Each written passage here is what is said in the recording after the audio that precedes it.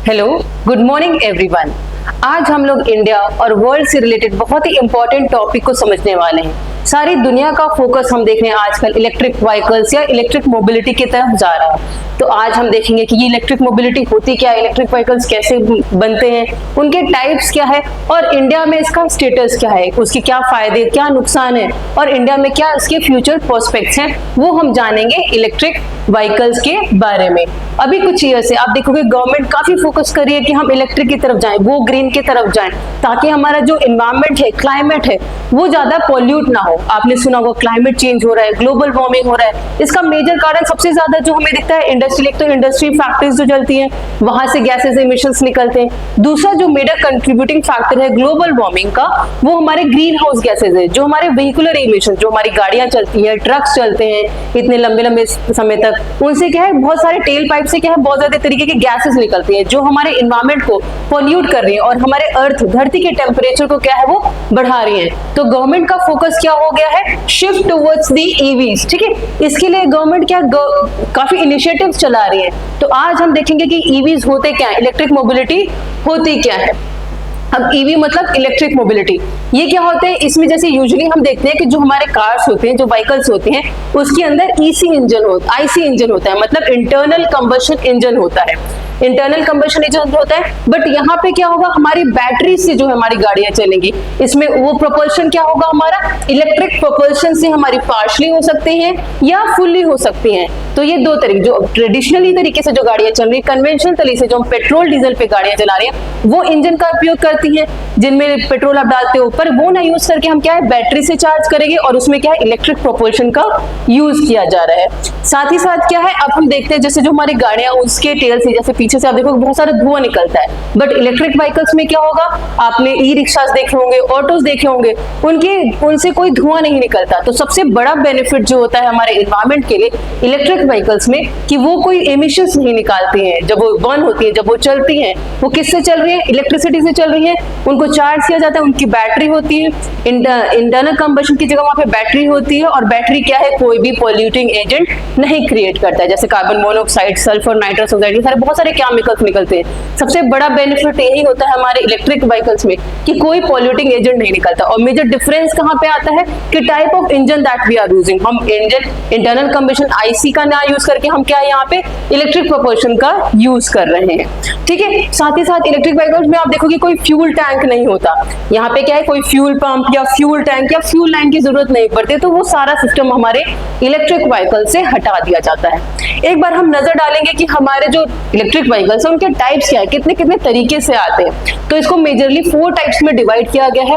पहला जो हमारे क्या है इलेक्ट्रिक व्हीकल्स है, इसमें आप देखोगे कि नो आईसी इंजन, सिर्फ इलेक्ट्रिक्स पे चलता है, ये सिर्फ इलेक्ट्रिक इंजन होगा, इलेक्ट्रिक ड्राइव, और बैटरी साइज क्या होगा, बहुत लार्ज होगा। यहाँ पे जैसे एग्जांपल इसका क्या हो सकता है, आप लीफ देख सकते हो, निसान का लीफ या टेस्ला मॉडल्स। दूसरे होते हैं एचईवी, ये एचईवी क्या हुआ, हाइब्रिड इलेक्ट्रिक व्हीकल्स। हाइब्रिड मतलब दोनों चीजों का कॉम्बिनेशन होगा, यहाँ पे आईसी इंजन भी होंगे और साथ में क्या है हमारा इलेक्ट्रिक मोटर भी होगा वहां पे। द बैटरी क्या होता है, जब इंजन चल रहा है तो उससे क्या है हमारी बैटरी रिचार्ज होती है और दोनों एक दूसरे को कॉम्प्लीमेंट करते हैं। तो इसका एग्जांपल क्या होगा, एग्जांपल होंडा सिविक हाइब्रिड जो आती है, और इसका बैटरी साइज इसके कंपैरिजन में इसका क्या है मीडियम साइज होता है। जो प्योर इलेक्ट्रिक है जैसे इलेक्ट्रिक ईवी व्हीकल्स है उसमें लार्ज होते हैं बैटरी साइज। इन दोनों के अलावा कुछ और इलेक्ट्रिक व्हीकल्स हैं जो मार्केट में आते हैं, जैसे प्लग इन हाइब्रिड व्हीकल्स। अब इसमें क्या है ईसी इंजन होगा और इलेक्ट्रिक मोटर होगा। प्लग इन मतलब जो हमारी बैटरी अपने कार में या फिर इलेक्ट्रिक व्हीकल में इंस्टॉल्ड होगी उसको हम प्लग करके चार्ज करते हैं। जैसे आपने ई रिक्शास देखे होंगे, उसको क्या है आप रात भर क्या है रिक्शे वाले चार्ज में लगाते हैं, तब वो क्या है मार्केट में अगले दिन पूरा उसको अच्छे से कंज्यूम और यूज करते हैं, या जब भी बैटरी उसकी डाउन हो जाती है तो उसको प्लग इन करके चार्ज किया जाता है। तो ये हमारे हो गए PHEV, plug in hybrid electric vehicles. ठीक है, इसका एग्जांपल क्या हो गया, BMW i। फिर चौथी जो कैरेक्टरी है माइल्ड हाइब्रिड व्हीकल्स, इसमें क्या है ईसी इंजन भी है, माइल्ड हाइब्रिड मतलब ईसी इंजन भी है और साथ में हमारा इलेक्ट्रिक मोटर भी है। इसमें क्या है कभी हम इलेक्ट्रिक मोटर का यूज करते हैं, कभी क्या अपना ईसी इंजन, जब हमें ब्रेकिंग लगाना हो, रीस्टार्ट क्विकली करना हो, तो हम उसमें क्या है बैटरी का उपयोग करते हैं। और इसको क्या है सोली सिर्फ आप बैटरी पे नहीं ऑपरेट कर पाते। तो इसका एग्जाम्पल क्या हो जाएगा हमारा शेवरले का सिल्वर्डो हाइब्रिड हो गया। तो ये 4 तरीके के इलेक्ट्रिक व्हीकल जो है मार्केट में अवेलेबल है। ठीक है, है, आइए नेक्स्ट हम देखते हैं कि इंडिया में इसका क्या स्टेटस है। ठीक है, अकॉर्डिंग टू ब्यूरो जो BEE है, उसके अकॉर्डिंग इंडिया अभी बहुत कम इलेक्ट्रिक व्हीकल के मार्केट में बहुत कम प्रोड्यूस कर रहा है। मतलब कि आप टोटल जो व्हीकल सेल्स हो रहे हैं उसका लेस देन 1% व्हीकल्स ही क्या है, हमारे इलेक्ट्रिक व्हीकल्स हैं।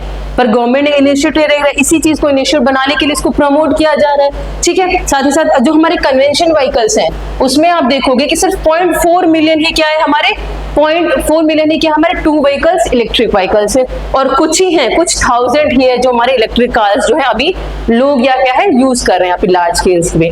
ठीक है, तो अभी स्टेटस आप देखोगे ग्लोबल के कंपैरिजन, ग्लोबल मार्केट के कंपैरिजन में जो टोटल सेल्स हो रही है व्हीकल्स की, उसकी लेस देन 1% सेल क्या है हमारे इंडस्ट्री में क्या है, ऑटो इंडस्ट्री में क्या है, इलेक्ट्रिक व्हीकल्स की हो रही है। तो अभी हमारी इलेक्ट्रिक व्हीकल्स की इंडस्ट्री क्या है, अभी बिगिनिंग स्टेज में आप कह सकते हो, अभी शुरुआत हुई। इसके बारे में 2-4 सालों से बहुत ज्यादा बातें हो रही है, और अब फ्यूचर में देखोगे इसके ऊपर और कार्य होगा। ठीक है, तो अभी हम कह सकते हैं अभी वर्ल्ड लेवल के कंपैरिजन में हमारी अभी इंडस्ट्री काफी पीछे है। ठीक है, अब हम फ्यूचर में क्या गवर्नमेंट इनिशिएटिव, अभी हम इससे बात करें, कोई भी चीज एकदम से चेंज तो नहीं होती। कोई भी अगर आपको सिनेरियो को चेंज करना है, अपने कन्वेंशनल फ्यूल की जगह आप रिन्यूएबल फ्यूल की तरफ जाने की कोशिश कर रहे हो, तो उसमें टाइम तो लगता ही है। तो यहाँ पे आप क्या करो, गवर्नमेंट ने जो नीति आयोग ने उसने कुछ टारगेट दिए कि 2030 तक हमारे क्या टारगेट होंगे। आप देखो, इन्होंने कहा है कि 40% ऑफ बसेस होनी चाहिए, ठीक है, जो इलेक्ट्रिक व्हीकल्स की बेस होंगी या बैटरीज पे ऑपरेट होंगी।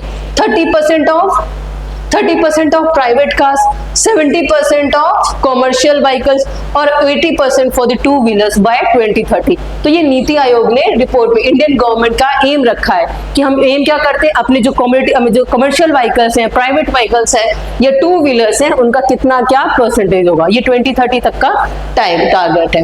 ठीक है, अब इस टारगेट को मीट करने के लिए गवर्नमेंट को काफी इनिशिएटिव, स्कीम्स या मिशन चलाने पड़ते हैं।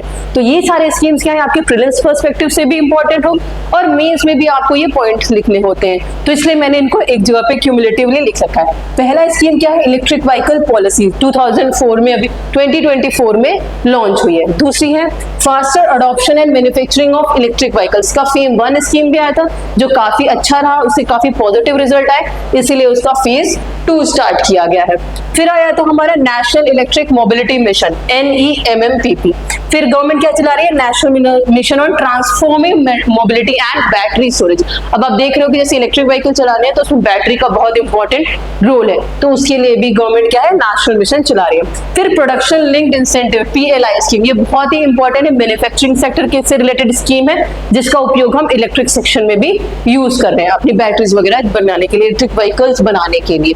ठीक है, साथ ही साथ गो इलेक्ट्रिक कैंपेन। अब लोगों में वो माहौल भी तो जनरेट करना होगा, लोगों का मूड भी बदलना होगा, लोगों के अंदर काफी सारे डर होते हैं, काफी सारे क्वेश्चंस होते हैं, तो उसके लिए क्या है, गवर्नमेंट कैंपेन भी चलाती है, लेट्स गो इलेक्ट्रिक, अपने एनवायरमेंट को बचाइए, सेफ फ्यूल यूज करिए, ठीक है, गो ग्रीन, ऐसे क्या है, इलेक्ट्रिक कैंपेन चलाए जाते हैं। साथ ही साथ India is among the handful of countries that suppose EV 30/30 campaign. इसका मतलब क्या हुआ, इलेक्ट्रिक व्हीकल्स जो 30% जो हमारे व्हीकल्स का सेल होगा, उसमें 30% कंपोनेंट क्या होगा, इलेक्ट्रिक व्हीकल्स का होगा।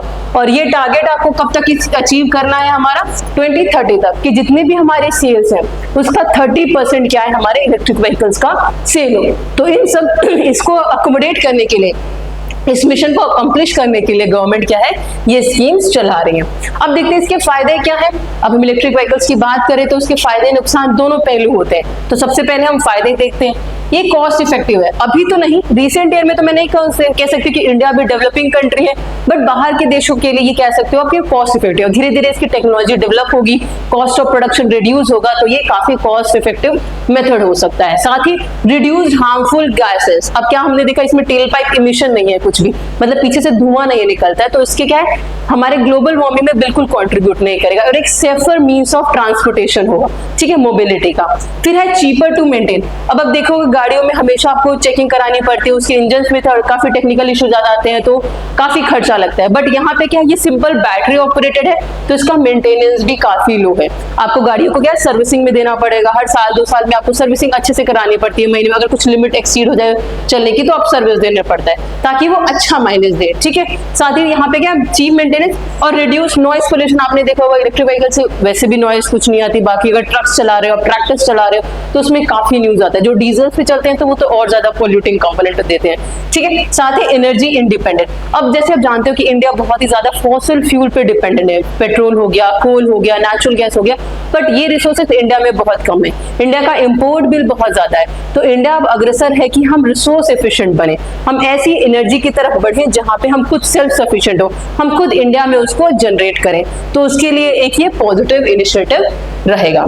अब हम पॉजिटिव्स तो देख रहे हैं, अब एक बार हम देखेंगे इसके चैलेंजेस क्या हैं। हम इसकी तरफ बढ़ रहे हैं तो उसके प्रोज एंड कॉन्स दोनों चीजें देखनी पड़ती हैं। सबसे पहले क्या देखो, लिमिटेड एनवायरमेंट बेनिफिट। अभी जो करंट सिनेरियो चल रहा है उसके रिस्पेक्ट में अगर हम देखें तो इसका एनवायरमेंटल बेनिफिट बहुत कम है, क्योंकि जैसे मैंने बताया कि व्हीकल्स क्या है, अभी लेस देन 1% ही लोगों, लेस देन 1% व्हीकल्स ही क्या है इलेक्ट्रिक अभी जो मार्केट में चल रहे हैं। तो हमारा जो कॉस्ट एफिशिएंट है, वो जो बेनिफिट हमें इलेक्ट्रिक व्हीकल से मिलेगा वो अभी इंस्टेंट नहीं देखेगा, इसको टाइम लगेगा, इसको डिकेड्स लगेंगे ऑप्टिमम अपना बेनिफिट दिखाने में, ठीक है। अभी क्या है, हमारे 75% जो हमारा मार्केट है वो क्या है, हमारा ये फॉसिल फ्यूल पे डिपेंडेंट है।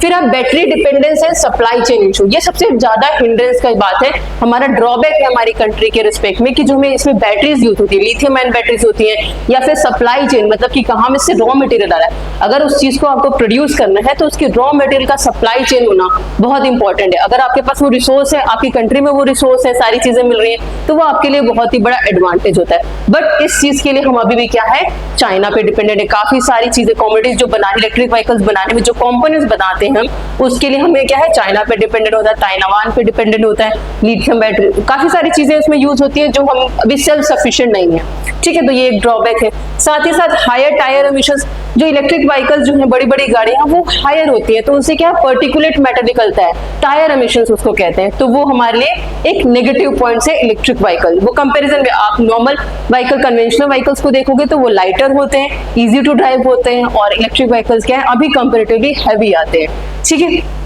साथ ही साथ range anxiety and infrastructure bottleneck, ये सबसे बड़ा दिक्कत है। आपने सुना होगा अगर मैं इलेक्ट्रिक व्हीकल लेके जाऊं, क्या पता बीच में ही बंद हो जाए, उसकी बैटरी बीच में ही खत्म हो जाए, तो ये सबसे बड़ी हिंड्रेंस है कि सबसे पहले आपको इंफ्रास्ट्रक्चर डेवलप करना पड़ेगा। गवर्नमेंट के अकॉर्डिंग तो है कि हर 25 किलोमीटर्स पे क्या है, हमारा एक चार्जिंग स्टेशन होना चाहिए, मतलब अकॉर्डिंग टू गवर्नमेंट। अगर वो इस चीज को आगे बढ़ाना चाहती है तो गवर्नमेंट लोगों के लिए वो कंफर्टेबल भी होना चाहिए, अवेलेबिलिटी भी होनी चाहिए, फिजिबिलिटी भी होनी चाहिए। बट अभी हमने लेटेस्ट देखा है कि अभी इतनी इसके लिए इंफ्रास्ट्रक्चर डेवलपमेंट नहीं है, इलेक्ट्रिक चार्जिंग स्टेशंस नहीं है उतने, और जितने भी डेवलप है अभी सिर्फ क्या है 2023 तक अगर आप देखोगे तो सिर्फ 1800 चार्जिंग स्टेशंस है, वो भी सिर्फ आप मेट्रो सिटीज में पाओगे। तो इसको अभी लार्ज स्केल पे डेवलप करना बहुत जरूरी है, इसके इंफ्रास्ट्रक्चर को ग्रो करना जरूरी है, ताकि जो अनसर्टेनिटी है लोगों के मन में कि इलेक्ट्रिसिटी बंद ना हो जाए, हम कंज्यूम कर रहे हैं, क्या पता बीच में हमें रास्ते में मान लीजिए 100 किलोमीटर जाना और बीच में कोई पेट्रोल चार्जिंग स्टेशन भी ना हो, तो हमारी गाड़ी तो वहीं पे रुक जाएगी, फिर हम क्या करेंगे। तो ये बहुत बड़ा एक हिंड्रेंस है। साथ ही साथ चार्जिंग टाइम बहुत ज्यादा लगता है, आप फ्यूल टैंक बढ़वाने जाते हो तुरंत 5 मिनट में क्या है आपका फ्यूल भर जाता है पेट्रोल में, बट यहाँ पे चार्जिंग स्टेशन में बहुत ज्यादा चार्जिंग लगती है, टाइम लगता है उसको फ्यूल करने में, और जो इंस्टॉलेशंस हैं चार्जिंग स्टेशन जो है वो काफी एक्सपेंसिव है, ठीक है। तो आइए हम देखते हैं कि बट चैलेंजेस तो होते हैं, हर चीज के चैलेंजेस होते हैं, बट उसकी फ्यूचर प्रोस्पेक्ट भी, पॉसिबिलिटी भी हमें देखना होता है। अब गवर्नमेंट क्या है, रिन्यूएबल, हमें पता है कि इंडिया कितना क्लाइमेट की तरफ अग्रसर है, सारे इनिशिएटिव हमारे पीएम जो है दे लेते रहते हैं कि हमें इंडिया को एक सस्टेनेबल कंट्री बनाना है, इन्वायरमेंट फ्रेंडली कंट्री बनाना है। तो उसमें क्या है, नेशनल ग्रीन हाइड्रोजन मिशन चलाया जा रहा है, ग्लोबल बायोफ्यूल अलायंस बनाया, पीएम कुसुम स्कीम चलाई जा रही है। ये सारी स्कीम्स बहुत इंपॉर्टेंट है जो हमारे पूरे इन्वायरमेंट को, एनर्जी सेक्टर को चेंज करने के लिए बढ़ रही है। हाइड्रोजन की तरफ गवर्नमेंट का, इंटरनेशनल का ध्यान है कि कैसे हम हाइड्रोजन को as an energy fuel use कर सकते हैं। साथ ही साथ बायोफ्यूल जो आ रहा है, हमारे जो बायोमास है, जो हमारे घर से जो कूड़ा बायोमास निकलता है उसको हम